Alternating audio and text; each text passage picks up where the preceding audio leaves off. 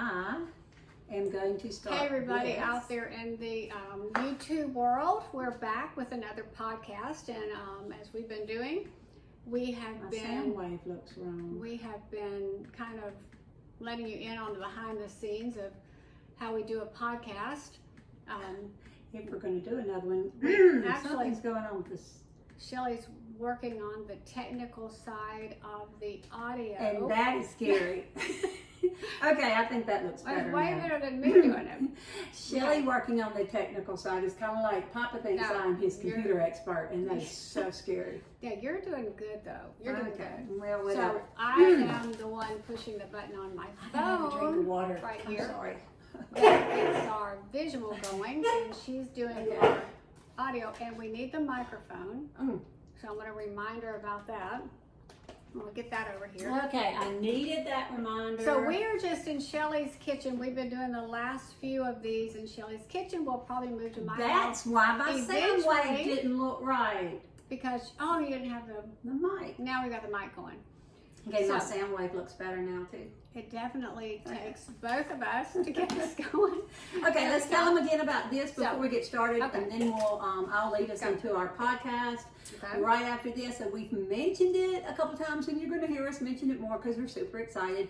But Rocking It Grand 18 Ways to be a Game-Changing Grandma comes out November the 9th. So last week we gave you like a little hint about something that we do with our grandkids during the school year about texting them.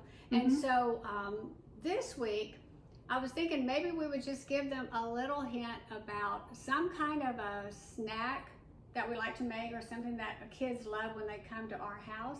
And Shelly is the cook of the two of us. So is there some kind of a cookie that your grandkids like look to you for? Oh my gosh, my Houston grands are going to expect for me to have, people call them every kind of name, but my family calls them horned toads. I do not know where that name came from, but as long as I can remember they call them that. And it's peanut butter, corn syrup, and corn flakes. Oh. And it's on my website if you go to shellyt.com. Did you put it in our book? You can read about it. I don't know about that. Corn toads are in the book. Yeah. We have cookies in the book, y'all. Have we mentioned that? There's a different cookie recipe at the end of each chapter. Yes. But no, my horn toads are on my website, and we could actually put that recipe in the show notes if Chrys helps me remember. Yeah, that's a good idea. And you know, I'm going to make myself remember. I am so not the cook, and my grandkids are all aware of that. There are things I do make, but I bought one of those silver tubs that I don't know what they were used for originally. Like a wash tub? Like a wash tub. Yeah. That could be what it was used for. That could have been it. You hit on it. But that's like the snack bin when they walk in. And we don't do candy, but we do have veggie straws and fruit snacks and that kind of thing. And so every kid that comes to my house, and I am not kidding, whether you are 2 or 22, because they know to go to the snack bin. They know to the snack bin and search through it and get whatever they want. Full want. disclosure, I've been to your house and I went to the snack bin too. I just thought, I just think, grandmas have to have something, we got to keep them coming back to our house. They expect you to. There you go. Oh, my grands used to love gum. That was their big deal before they were old enough to chew gum. Yeah. So one quick story, Emerson Ann, the oldest grand, she and I had this little game that we would play. And that little child was not even 2. She was too young and had a great vocabulary and imagination. And she would be in my backseat of my car, Chrys, and she'd be riding on and she would just be acting like she was chewing. And she'd say, "What kind of gum do you have, Peggy?" And I'd tell her, she'd say, "I got orange," or "I've got grape." She was imagining herself chewing gum. So because she didn't really have gum. No, she didn't have gum at that age because she would swallow it. All right. So what we're going to do here is jump into the next podcast, and what we do is each one of us brings a different conversation to the table, and we address it from every angle. So you're going to be with us. So stay right there. I'm going to hit a button here, and then we're going to get started.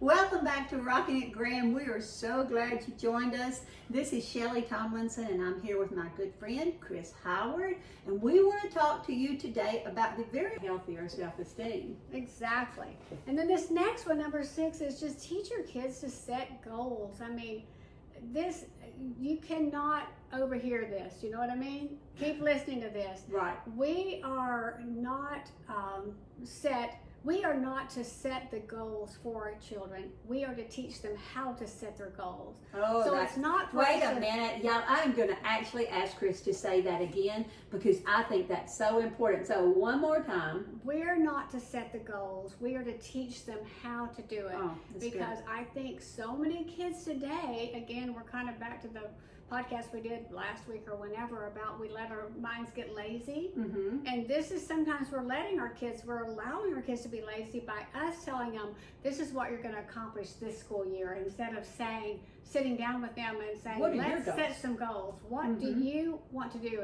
And if they sit there staring at you, which kids will often do, I've taught a lot of children because their brains don't know how to look like that, then you give them some examples. Like an example for me this fall is I want to learn how to play the piano. That's a goal for me. What would you like to do? You know, help them set those goals. Let them figure out what the benefits are going to be for them to do something else. So we're going to teach, we're going to train, we're going to guide them, and we're going to help them learn to write their own goals down. Even if they're like 5 or 6, they can do this. How much more advantageous, how much are you setting this child ahead when instead of you deciding what you want them to be and trying to put a square peg in a round hole or trying to force them into the image that you want them to be, instead to begin to call that God calling out of them. Right. You know, we can even sit down with them and say, you know, have you prayed about this year? Right. What is the Lord telling you about this upcoming school year? Who does He want you to be?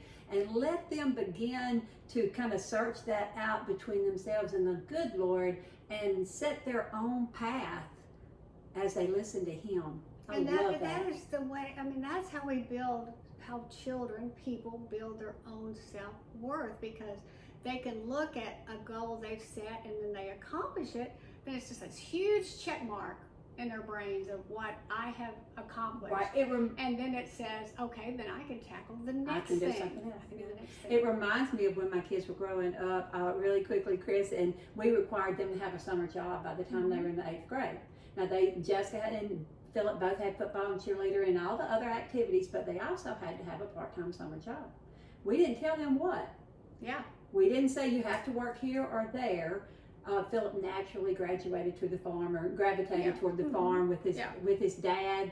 But Jessica went through, I think, a job every summer. She had to stay with whatever she chose. Yeah. And one summer, it's back when I was doing interior design, she hung draperies and did consultations with me for a summer. She's like, not doing that. The next summer, she worked at the library. The next summer, she worked for a lady that was in like business products and helped do deliveries. But the point was that we didn't say you are going to work here or there, but you need to figure out what can you do this summer to be productive, to put money in savings, and that will help you learn some skills. Well, and you didn't go out and find the job for them. Did It to them. Did not. So that's so good. That well, is the good. last one I say in number 7 is teach your kids to look others in the eye and to shake their hands or to fist bump or however you want to greet people, and just to smile at people. And you know, I was a shy child, and I had a mother who insisted that I do that.